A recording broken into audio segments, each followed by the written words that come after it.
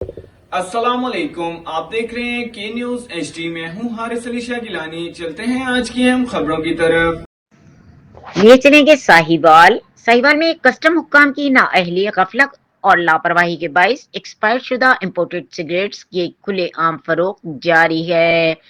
जराये के मुताबिक शहर के मुख्तलिफ ड्रिंक पॉइंट्स, स्मोक पॉइंट्स और जनरल स्टोर्स पर गैर मियारी और एक्सपायर इम्पोर्टेड सिगरेट बआसानी दस्तयाब हैं, जिन पर एक्सपायरी डेट तक दर्ज नहीं। ये सिगरेट कई कई साल पुराने बताए जाते हैं, जो न सिर्फ सेहत के लिए मुज़िर हैं बल्कि शहरियों में कैंसर समेत मुख्तलिफ मोजी अमराज फैलाने का बाइस बन रहे हैं।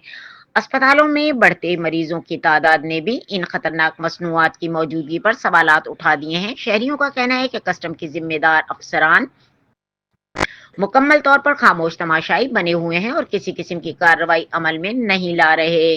इनकी नाअहली और गफलत के बाइस ब्लैक में फरोख्त होने वाले इम्पोर्टेड सिगरेट्स का कारोबार दिन ब दिन फरोग पा रहा है। अवामी और समाजी हलकों ने मुतालबा किया है कि कस्टम हुक्काम फौरी तौर पर शहर में इम्पोर्टेड एक्सपायर्ड सिगरेट्स फरोख्त करने वाले अनासिर के खिलाफ सख्त कार्रवाई करें। साथ ही इन दुकानदारों के खिलाफ भी एक्शन लिया जाए जो अवाम की जानों से खेलकर मुनाफा कमा रहे हैं।